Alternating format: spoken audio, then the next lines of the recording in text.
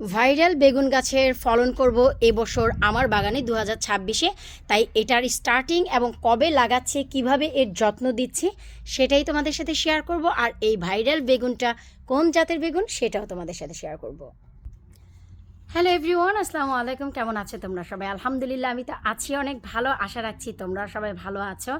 এক হাতে এখনও পর্যন্ত কোনো চলাচল নেই, কোনো পানি ধরাধরি নেই। সার্জারির পর থেকে এখনও পর্যন্ত ডান হাত অচল, কিন্তু সময় হয়ে গেছে এখন আসলে আমাদের মূল যে বাগান সেটা করা।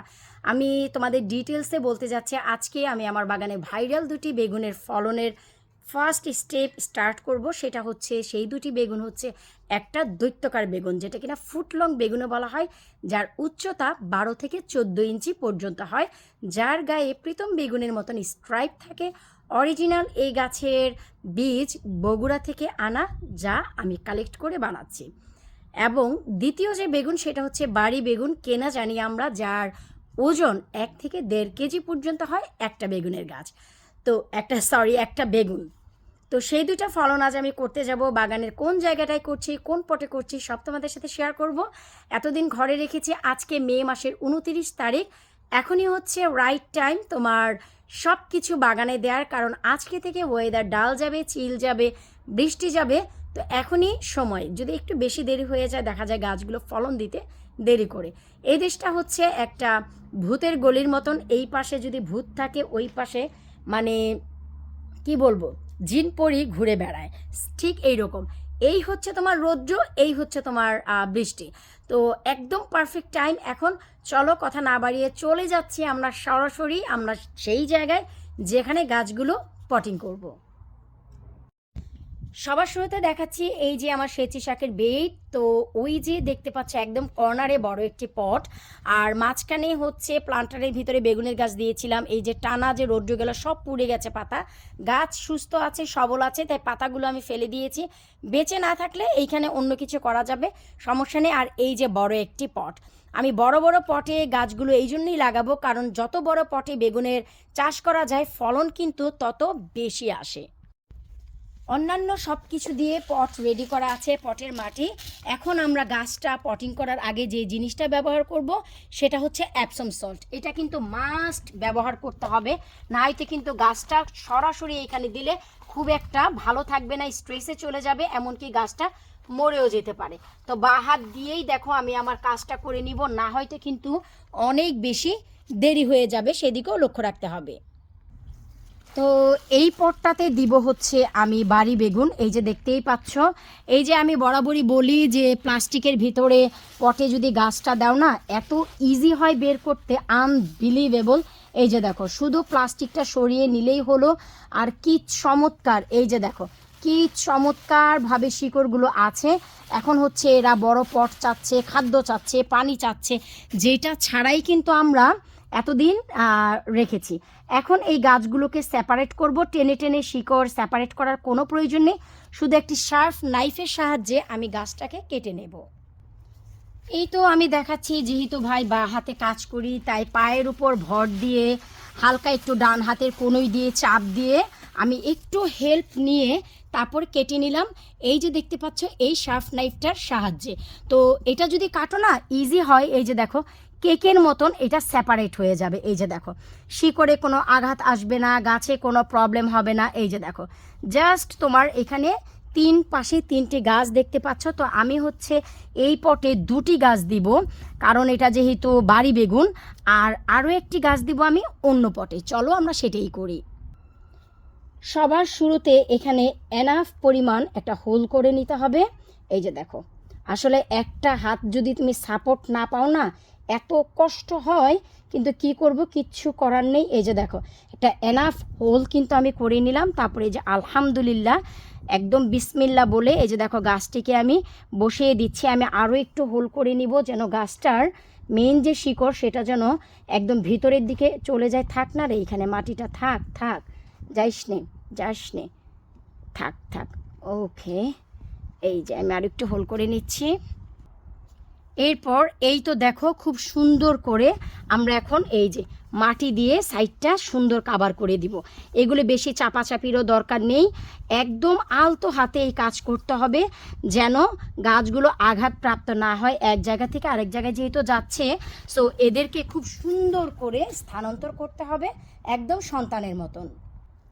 এই তো শুকর আলহামদুলিল্লাহ, দেখতেই পাচ্ছ আমার বাড়ি বেগুন দুটি চমৎকারভাবে এখানে সেট হয়েছে। এখন অ্যাজ সুন অ্যাজ পসিবল যতটা সম্ভব সুন্দর করে পানি দিতে হবে, কিন্তু আমি 2 পটে একইবার গাছ দিয়ে মানে একসাথে গাছটি দিয়ে একবারে পানি দিব, এটা আমার জন্য অনেক সুবিধা হবে। একইভাবে এ পটেও আমরা অ্যাপসম সল্ট দিতে কিন্তু একদমই ভুলে যাব না, এটা ভুলে গেলে কিন্তু তোমাদের নিজেদেরই গাছের ক্ষতি হবে। সো লক্ষ্য রাখতে হবে একদম নতুনরা যেই স্টেপগুলো আমি দেখাচ্ছি স্টেপ বাই স্টেপ ফলো করে তোমরা এই কাজগুলো অবশ্যই করবা। এই দৈত্যকার বা ফুটলং বেগুনও দেখো সেম তাই, আমি মাঝখানে কিন্তু নাইফ দিয়ে কেটে নিয়েছি। সো এই যে দেখো হোল করে শুধু সুন্দর করে তোমাকে দুই পাশে দুটি গাছ বসিয়ে দিতে হবে। এই জিনিসগুলো কিন্তু অবশ্যই মাথায় রাখতে হবে যে গাছের দূরত্ব অ্যাটলিস্ট যেন 1 ফিটের মতন অবশ্যই থাকে, না হলেও 1/2 ফিট তো ডেফিনেটলি।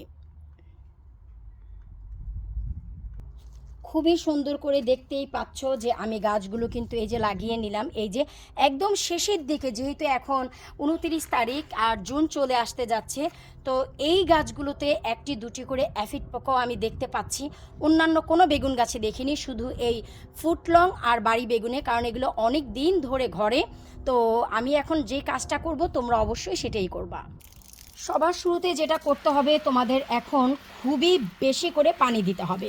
আর এই যে দেখতে পাচ্ছ আমি শাওয়ার করিয়ে দিচ্ছি, যার ফলে এই যে বেগুনের পাতায় যত অ্যাফিড পোকা আছে সব চলে যাবে। একদম রাইট টেম্পারেচার যখন আসবে, সেটা মৃদু মৃদু বিকেলবেলা হতে পারে, ঠান্ডার বিকেল হতে পারে, তখন তোমরা গাছগুলোকে রিপোর্টিং করবা। এতে যে সুবিধা হবে গরম যে তাপ সেটা কিন্তু পাবে না। এই যে দেখছো যে কিছুটা নেতিয়ে যাচ্ছে, ভয়ের কিছু নেই। আমার কিন্তু এখন বাজে 1:45 দুপুর। আমি কেন দিচ্ছি জানো? অনেক বেশি বাতাস, অনেক বেশি ঠান্ডা। সো আমার আর বিকেল পর্যন্ত অপেক্ষা করার কোনো প্রয়োজন নেই। এই যে দেখো যত খুশি তত এখন পানি দিয়ে দিবা যেন গাছগুলো অনেক বেশি ভালো থাকে। তো দেখতেই তো পেলা কত সুন্দর করে আমি আমার ভাইরাল যে বেগুন গাছগুলো সেগুলোকে পটিং করে দিলাম। তোমরা তোমাদের যে গাছপালা ঘরে আছে সেগুলো শুরু করে দাও, তবেই না এত সুন্দর দৃশ্য তোমরা দেখতে পাবা। যে এই যে দেখতে পাচ্ছ মে মাসের 29 তারিখে আমি অলরেডি কিন্তু একটি লাউ পলিনেট করে ফেলেছি আলহামদুলিল্লাহ। এই যে দেখো অলরেডি একটি লাউ পলিনেট হয়ে গেছে।